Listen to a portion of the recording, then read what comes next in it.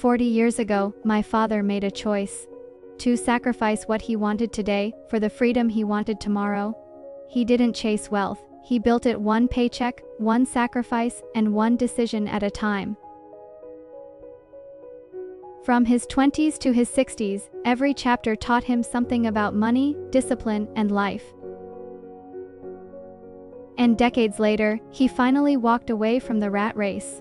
Today, let's use his lifelong experience for learning and discover how ordinary decisions can create extraordinary freedom. Imagine meeting a man in his 20s. He doesn't drive a luxury car, he doesn't live in a mansion. He has no portfolio to brag about at dinner parties, he rents a modest apartment, he drives an ordinary Toyota Corolla, and instead of spending every dollar he earns to project an image, he keeps asking one quiet question: how much of this money can I keep? For decades later, that ordinary habit became extraordinary. My father reached his early 60s with a net worth of roughly $2.8 million. He was completely debt-free, with $1.5 million in pure liquidity and growth assets to fund his retirement. He didn't hit a home run on a penny stock, he didn't win the lottery or inherit a fortune, he simply repeated a sequence of boring, unsexy financial decisions for 14,600 consecutive days.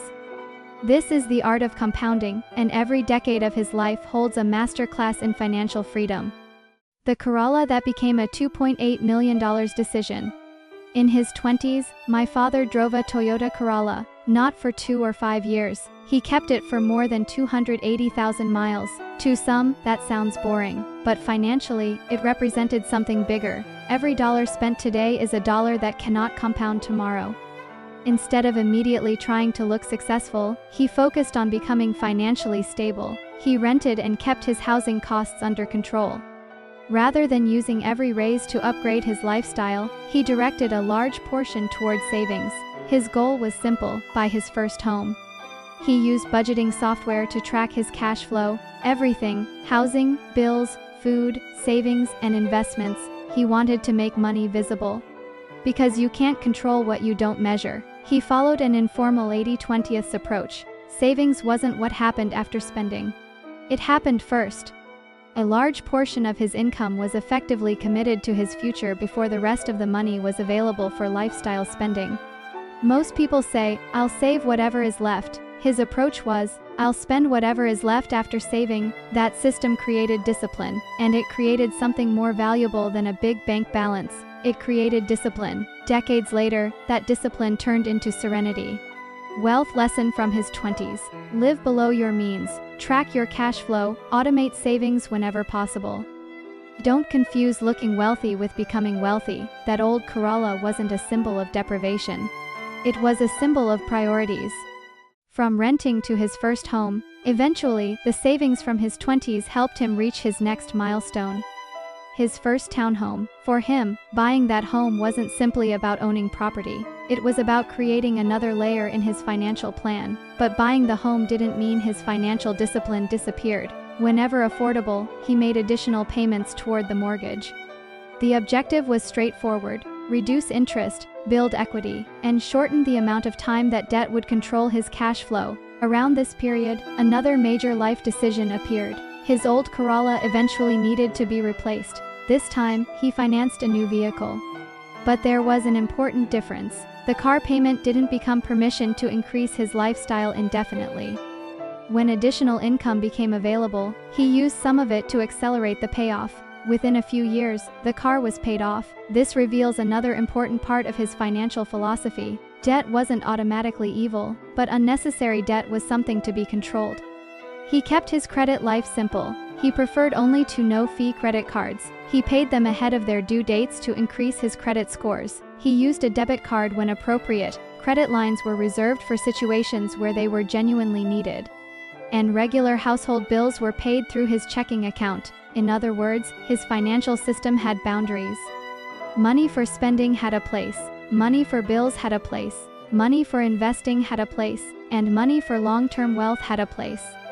This eventually evolved into what I would call his 5-bucket strategy, but more on that later. Wealth lesson. Don't let increasing income automatically create increasing lifestyle costs. When you eliminate debt, don't immediately replace it with another expense. redirect it toward your future. That is how financial momentum begins. The move that changed his net worth. Then came his 40s. He sold the townhome and moved into a house when the housing market was near a bottom. Timing the market perfectly is impossible. The lesson is preparation. Because he maintained discipline, he had the flexibility to act when opportunity appeared. Because he had maintained discipline during the previous decades, he had flexibility. He wasn't drowning in debt. He had equity and savings, making a long-term housing decision based on his situation, not simply following the crowd. At the same time, he continued one of his most important habits, payroll deductions. He maximized government and company pension contributions, and he treated these deductions almost like money that didn't exist. This is powerful. Because if your retirement contribution happens automatically before the money reaches your spending account, you don't have to repeatedly exercise willpower. The system does the work, and that is one of the biggest themes of his story. He didn't rely on motivation. He relied on systems, budgeting software, payroll deductions, automatic savings, investment accounts, separate buckets, and strict spending boundaries. Over time, those systems gave compounding something extremely valuable: time. Wealth lesson from his 40s. The biggest advantage isn't predicting the market. It's time, consistency, and avoiding major financial mistakes.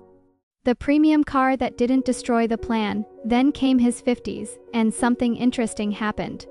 After decades of driving practical vehicles and focusing heavily on accumulation, he eventually leased a premium car. At first glance, you might think, wait, didn't he spend his entire life avoiding lifestyle inflation? Yes, but here's the difference. The premium car didn't replace the financial plan. The financial plan came first. He was already focused heavily on retirement savings. His retirement accounts continued growing, his investments continued compounding, his debt remained under control, and his spending was still constrained by what he could actually afford. This is an important distinction. Financial freedom doesn't necessarily mean never enjoying your money. It means your lifestyle doesn't control your financial future. By his 50s, the objective was changing. The earlier decades were primarily about accumulation. Now the question became, how do I make sure this wealth can support me when employment income stops? So diversification became increasingly important. His investments were spread across different types of assets, GICS, mutual funds, and a self-managed portfolio. He also contributed to a tax-free saving account for growth and flexibility, and when raising a child, he continued to contribute to an RESP to help my education. The strategy wasn't about finding the single investment with the highest return, it was about creating multiple engines of financial growth. Wealth lesson from his 50s. As retirement gets closer, the question changes from, how much can I make? To, how do I protect what I've built while keeping enough liquidity? That shift is crucial. The day he escaped the rat race, and then came the moment decades of discipline had been building toward, his early 60s. The retirement goal had been reached. Approximately $2.8 million in net worth, no consumer debt, and approximately $1.5 million positioned in various forms of liquidity and investments. But perhaps the most important number wasn't 2.8 million, it was zero dependence on a job he no longer wanted. That changed everything. He no longer had to wake up every morning thinking, I need this job because I need the paycheck. Instead, he had choices.